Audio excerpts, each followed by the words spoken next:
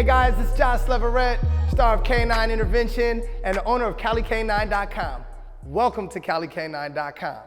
Today, as promised, I want to go over some of the basics of CaliK9. We really appreciate you coming online to check us out. So now it's time to tell you a little bit about our system.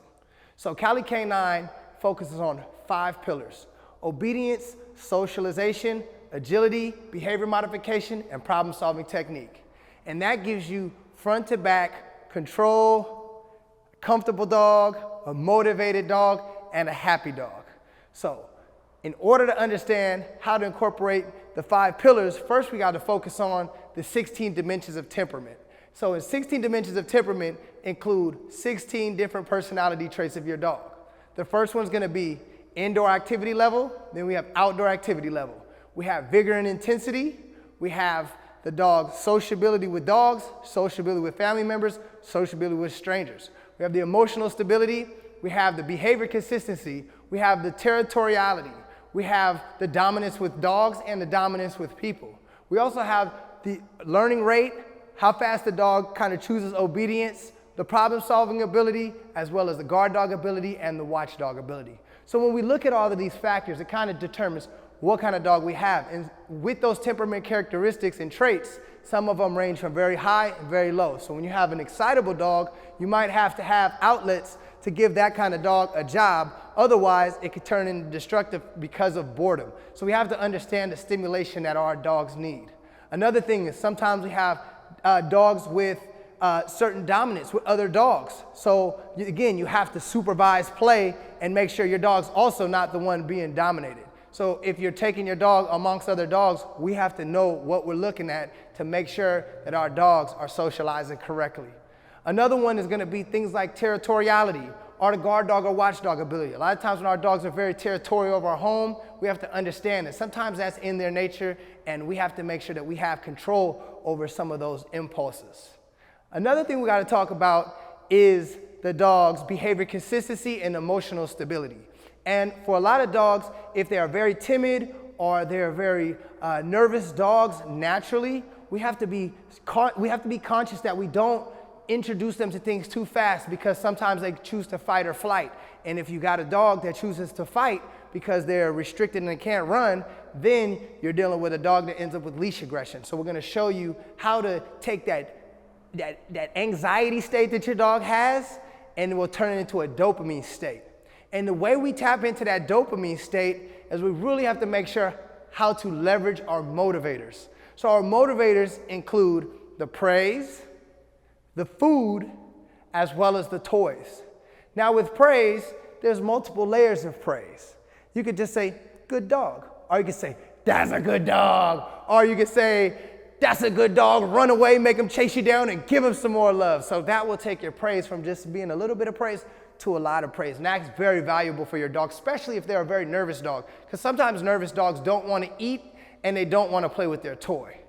But another motivator, which is a great one that we want to leverage, is the dog's food drive. And when a dog is very motivated for food, we're able to use some things like just their kibble, to a higher value kibble, to a treat, to a super treat, to a jackpot with all of their treats. And this is the thing to understand. It's almost like gears, okay? You might have food, but you could take the dog's gears all the way up if the dog is super motivated. And the dog looks forward to that jackpot dopamine that he gets from getting that big reward. So we'll teach you how to leverage the food motivation.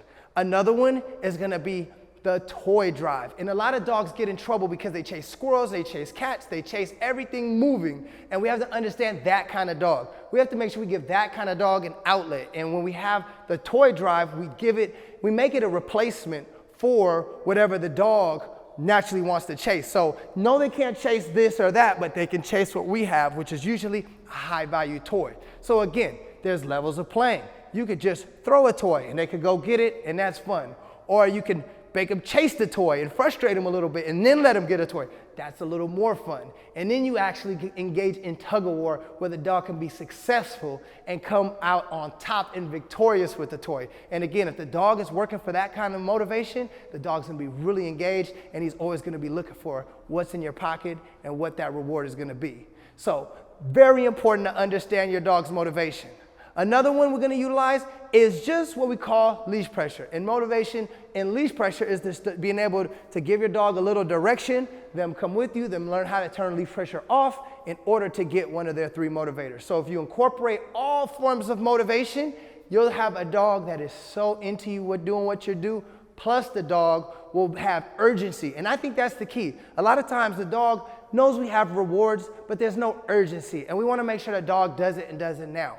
Another thing we want to incorporate is that we have a 1-command system, because we don't want our dogs to ignore that first command, because it could mean their safety. It could mean their well-being, because if you tell a dog that's chasing a ball to say, no, come, it needs to stop on a dime. It can't sit there and hear you 3 or 4 times and then finally decide. It might run in the street and get hit by a car or something. So again, sometimes every second counts. And the Cali K9 system is all about communication. The Cali K9 system is all about communication, and we make sure that you know how to communicate the right way, the way dogs learn. So again, by understanding what motivates your dog, then you understand your dog's temperament, then you understand the 5 pillars that we're trying to accomplish. So when you're talking about socialization, we're talking about vacuums, we're talking about being around cats and birds and motorcycles and skateboards and every type of motivation you can imagine. These are things that your dog is going to chase and stimulate to. So what you have to do is give your dog that exposure, but also have a reward for them to help them deal with environmental stress and noises. Because sometimes that stresses dogs out and they can't really think. And that's a great part of our system, is some of it you do at home so you can work in the comfort of your own home. But eventually we have to put weight on the bar. We can't just lift ankle weights. We got to pick up some more weight. And that means we have to add distraction and add resistance to our training. And when we train,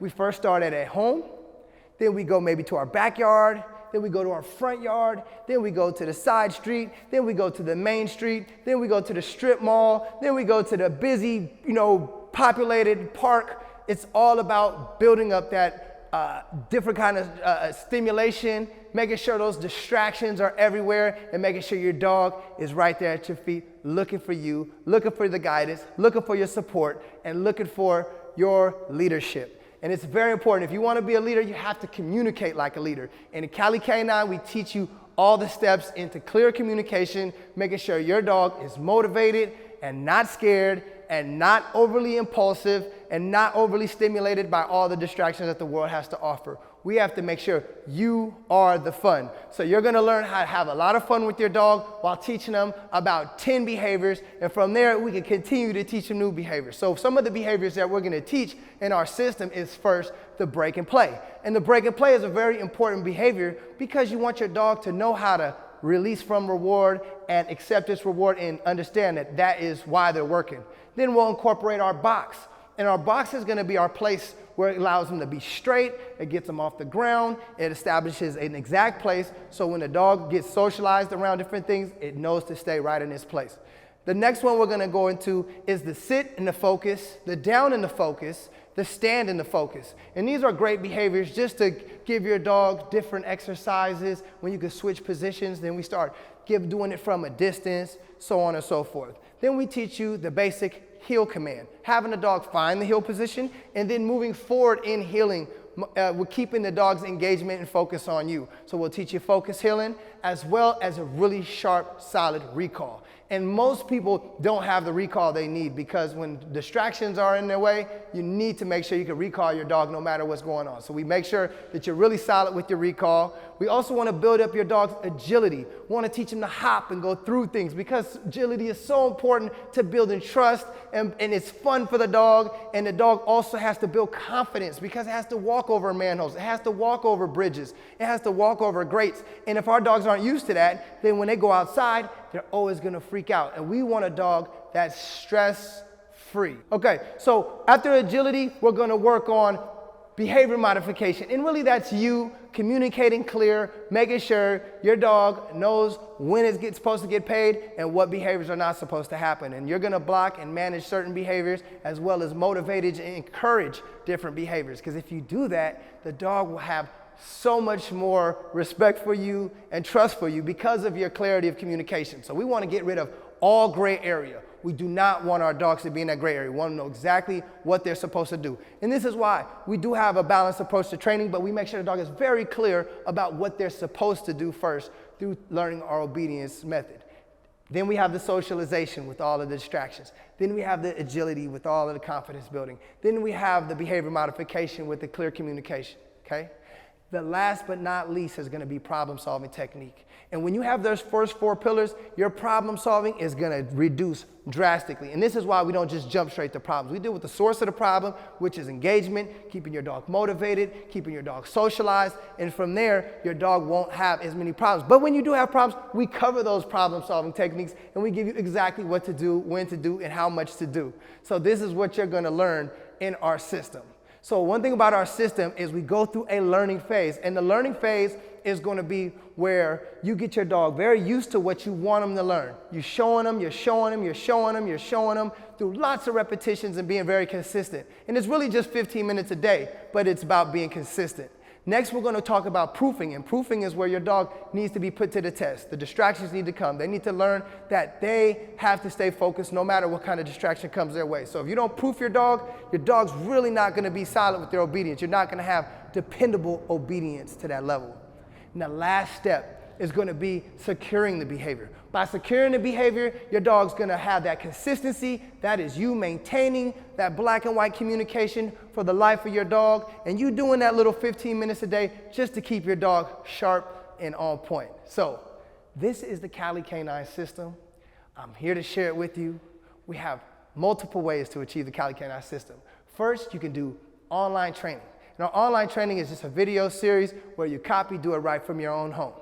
Add to that, we can add the Zoom training, where you work with a trainer in a Zoom setting in the comfort of your own home.